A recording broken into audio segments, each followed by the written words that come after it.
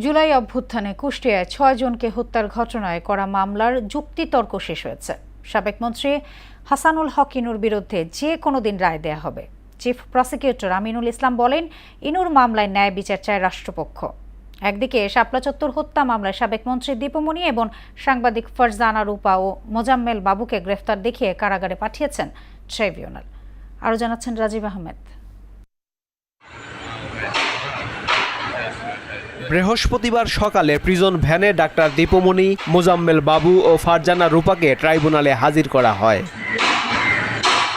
১৩ বছর আগে মতিঝিলের শাপলা চত্বরে হেফাজতে ইসলামের সমাবেশকে কেন্দ্র করে হত্যাকাণ্ডের ঘটনায় মানবতা বিরোধী অপরাধ মামলায় ৩ জনকে গ্রেপ্তার দেখিয়ে কারাগারে পাঠানোর নির্দেশ দেন ট্রাইব্যুনাল। একই সঙ্গে আগামী ৭ জুন তাদের হাজির করার নির্দেশও দেওয়া হয়েছে। মামলার বিষয়ে গণমাধ্যমের সঙ্গে কথা বলেন ফারজানা রূপার আইনজীবী। প্রোডাকশন ওয়ারেন্টের মাধ্যমে আজকে ওনাকে এখানে উপস্থাপন করা হয়েছে। প্রসিকিউশন একটি অ্যাপ্লিকেশন দিয়েছে ওনাকে শোন অ্যারেস্ট দেখানোর জন্য।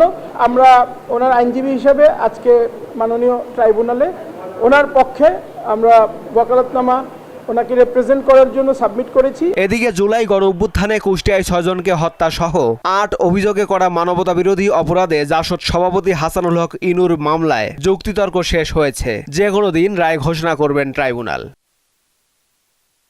প্রসিকিউশনের দাবি, জুলাইয়ে মানবতা বিরোধী অপরাধ সংগঠনে শেখ হাসিনাকে উস্কানি ও প্ররোচনা দিয়েছেন ইনু। আওয়ামী জোটের অন্যতম শীর্ষ নেতা হিসেবে এসব অপরাধের সুপিরিয়র কমান্ড রেসপন্সিবিলিটি তার উপরেও বর্তায়। আওয়ামী লীগ সরকারের সকল কর্মকাণ্ডে তার সরাসরি সম্পৃক্ততা ছিল।